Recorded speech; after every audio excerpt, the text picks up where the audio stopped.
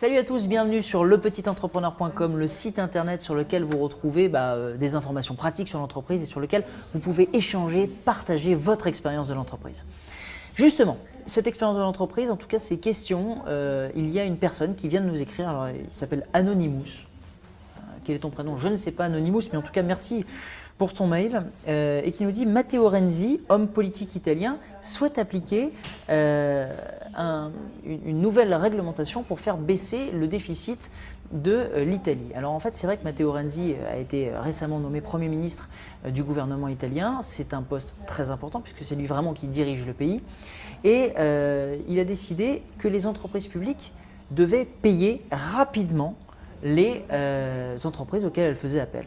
Alors, il me semble qu'on parle de 60 milliards d'injections dans l'économie italienne de manière immédiate. Alors, c'est vrai que c'est une belle initiative. Il va falloir voir maintenant comment ça se passe sur le terrain. Et je vous propose qu'on en parle dans les semaines et mois à venir pour voir concrètement comment est-ce qu'il a mis ces réformes à exécution. Moi, je vais quand même vous parler de quelque chose. Ça me fait réagir Anonymous, justement, sur le règlement à 30 jours. En fait, en France, on a un gros problème, c'est le problème de BFR. Je vous invite à regarder encore une fois cette vidéo sur le besoin en fonds de roulement, mais surtout sur les délais de paiement des entreprises.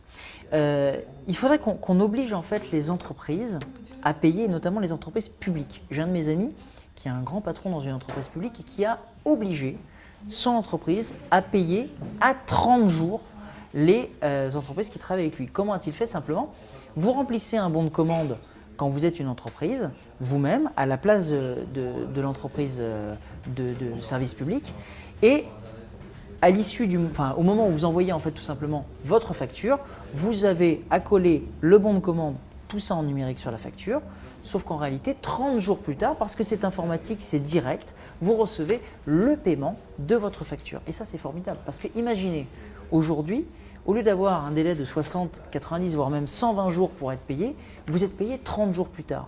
Et bien ça, mine de rien, ce sont des économies qui rentrent directement dans c'est la trésorerie plutôt qui rentre directement dans votre entreprise. Ça vous permet de payer les salaires, d'investir, peut-être même tout simplement d'embaucher.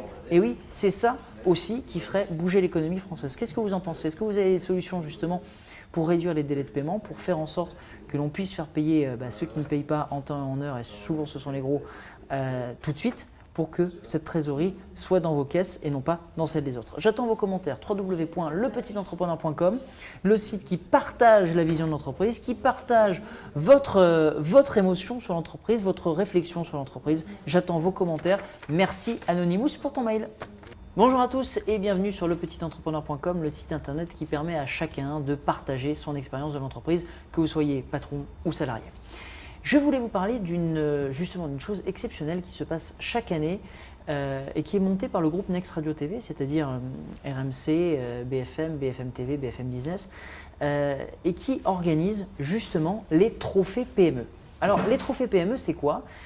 C'est à l'initiative de Jean-Jacques Bourdin, la radio se mobilise, RMC, pendant 4 mois, pour justement proposer à ses auditeurs de découvrir les entreprises françaises, de faire un peu de solidarité justement autour des entreprises françaises et de mettre en avant au cours d'une soirée, la soirée des trophées PME, celles qui se sont le plus illustrées, qui ont été choisies par un jury de professionnels. Alors, il y a des gens de la chambre de commerce, il y a des gens qui représentent l'administration, l'État, les entreprises aussi, et la radio bien évidemment, pour justement leur dire, voilà, vous, cette année, c'est à vous que nous remettons ce prix. Alors il y a plusieurs catégories et je vous invite, pour tous ceux que ça intéresserait justement, à vous inscrire sur les trophées PME. On rappelle quand même que la plupart des entreprises en France sont des PME et franchement, c'est une soirée exceptionnelle, c'est une soirée très conviviale, c'est mené par Jean-Jacques Bourdin. C'est aussi la possibilité pour vous de passer à l'antenne pour expliquer votre projet parce que Jean-Jacques Bourdin le fait de manière très régulière et suit véritablement les dossiers. Voilà, je vous invite à le faire. www.rmc.fr, toutes les informations sont justement sur les trophées PME. Les ouvertures, les candidatures, ça va être là, maintenant. Donc n'hésitez pas à le faire. Et puis je vous invite aussi à regarder d'autres vidéos sur lepetitentrepreneur.com ou sur la chaîne YouTube. En tout cas, partagez, likez, commentez les vidéos. On est toujours vraiment heureux de recevoir vos mails. Bonjour à tous et bienvenue sur lepetitentrepreneur.com, le site internet qui permet à tous ceux qui aiment l'entreprise de partager leurs expériences. Je m'appelle Damien Stevens, je suis chef d'entreprise. Depuis 6 ans, j'ai une société de production et nous produisons chaque année des films pour les grandes entreprises. J'ai décidé de créer ce site parce qu'au cours de mon expérience de chef d'entreprise, j'ai vécu beaucoup de choses et notamment des expériences pas toujours évidentes, administratives, en termes de gestion aussi, et puis en termes aussi de conquête client. Je voulais les partager avec vous, vous faire un petit peu connaître, pour ceux qui ne connaîtraient pas l'entreprise, tout simplement les difficultés que vous pouvez rencontrer lorsque vous créez une entreprise, et puis échanger avec ceux qui ont une entreprise sur la manière dont ils se sont sortis de telle ou telle situation et les trucs et astuces qu'ils ont eu pour gérer d'autres cas. Voilà, lepetitentrepreneur.com, c'est surtout le site de partage pour que vous puissiez passer des coups de gueule, donner justement vos trucs et astuces et que nous puissions ensemble faire un petit peu avancer les choses dans l'entreprise française. Connectez-vous, partagez, likez lepetitentrepreneur.com. À tout de suite. Le séminaire d'entreprise est une façon pour l'entreprise de rapprocher les différents employés de l'entreprise justement. Décontraction, activité, mais aussi travail. Et oui, le séminaire, c'est une façon implicite pour les dirigeants d'améliorer la cohésion des équipes. Et qui dit cohésion, dit travail plus efficace. On mélange le travail avec ses collaborateurs et la détente. Lorsqu'un groupe de personnes de la même société par exemple se retrouve pour passer du temps ensemble, hors contexte professionnel, il est important que chaque employé se sente bien. On oublie les niveaux hiérarchiques, on partage, on échange, bref, on passe un bon moment. Et j'ai eu l'occasion justement de vivre un séminaire assez original et je vais vous en faire part. Il s'agissait pour tous les employés présents de construire en fait un immense totem constitué de plusieurs faces. Les employés étaient regroupés en 4 équipes et devaient écrire et dessiner un élément sur chaque face du totem. Ils devaient faire leur vision d'entreprise. Une fois le totem complété, il apparaissait une vision globale de cette entreprise et chacun avait écrit des mots, notamment un qui avait écrit « Better Together » à la manière de Ben. Alors, ces éléments d'apparence ludique sont justement des éléments qui permettent d'avoir une discussion après et ça permet à chaque collaborateur de verbaliser sa vision de l'entreprise en groupe. Ce sont des choses d'apparence simpliste, mais ce sont des vrais outils de management qui sont aussi très fédérateurs. Par exemple, une dégustation de vin. La France, c'est quand même un des plus beaux pays lorsque l'on parle aux amateurs de vin. Ce genre d'activité permet de créer une véritable cohésion à l'intérieur d'un groupe. Pour ceux qui aiment le vin, mais aussi pour ceux qui voudraient le découvrir avec leurs collègues.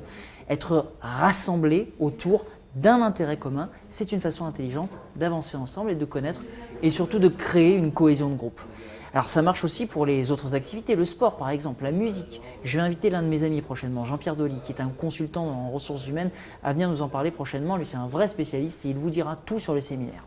Quelles sont vos expériences justement du séminaire? Qu'est-ce que vous en avez pensé? Qu'est-ce que vous avez fait vous comme séminaire? J'attends vos recommandations, j'attends surtout vos commentaires. Est-ce que vous avez peut-être des choses originales que vous avez pu vivre en séminaire? C'est ça, lepetitentrepreneur.com, vous connaissez l'adresse, partagez, likez, tweetez la vidéo. On est là pour se parler et pour échanger pour tous ceux qui aiment l'entreprise. On l'entend souvent, c'est vrai, la TVA n'est pas un crédit d'impôt. Néanmoins, je ne comprends toujours pas pourquoi les entreprises ne gèrent pas des flux financiers entre elles uniquement hors taxe. Oui, ça ferait beaucoup moins de paperasse. La facilité, c'est aussi de dire, tiens, tu devrais faire un compte spécifique pour la TVA ou alors, comme tu as encaissé de la TVA, tu as donc de l'argent. Oui, mais c'est un peu plus complexe que ça. En effet, si toutes les entreprises respectaient les délais de paiement des fournisseurs, chacun pourrait reverser sa TVA sans le moindre problème. Parce que le problème, en fait, il est là. Je dois payer 3 000 € à mes fournisseurs. Je viens de réceptionner le règlement d'une facture de 5 000 €. Mais il y a de la TVA dessus et les salaires correspondant à cette facture n'ont pas encore été débités. Bref, je ne m'en sors pas. Alors j'ai une idée assez simple en réalité pour essayer de trouver la solution. Votre entreprise qui subit le retard de paiement, le premier en tout cas qui subit le retard de paiement, c'est l'État. En d'autres termes, l'État devrait être le premier à se saisir d'un dossier lorsqu'une créance n'est pas réglée. Imaginez un système informatique où toutes les entreprises et administrations sont reliées, mieux que notre entreprise. Dès que l'entreprise saisit une facture, elle reporte son montant et le nom de son créancier dans une base de l'administration qui sait alors que l'entreprise X doit à l'entreprise Y telle facture. L'entreprise Y a alors 30 jours pour régler. Si au bout de 30 jours, l'entreprise Y n'a pas payé, l'État la somme de régler sous 8 jours sous peine de majoration. Le règlement s'effectue systématiquement via la plateforme de l'administration qui prélève directement à la source la TVA juste avant de recréditer l'entreprise X. Lorsque vous avez des retards de paiement, sachez que les services des impôts comprennent en fait ce genre de problématique à condition que vous les ayez prévenus suffisamment en avance. N'attendez pas, écrivez-leur pour leur signaler. Il faut communiquer avant eux avant que malheureusement vous ne puissiez pas payer et que votre délai ne soit pas respecté. Alors vous aussi, vous avez peut-être été déjà confronté à ce genre de choses. Sachez donc, comme je vous l'ai dit, qu'il existe des échéanciers à mettre en place, mais je voudrais savoir un petit peu ce que vous avez déjà vécu. Faites partager votre expérience de l'entreprise. Est-ce que vous avez eu des échéanciers qui ont été refusés? Pour quelles raisons? Est-ce que vous vous êtes déjà retrouvé dans ce genre de situation? Comment faites-vous pour gérer votre TVA qui a augmenté aussi aujourd'hui, qui est à 20% pour les entreprises en général, puisqu'après c'est 10% pour d'autres secteurs d'activité comme la restauration. Voilà. Je vous laisse répondre tout simplement, commenter, liker, partager cette vidéo, www.lepetitentrepreneur.com, le site qui partage sa vision de l'entreprise avec tout le monde.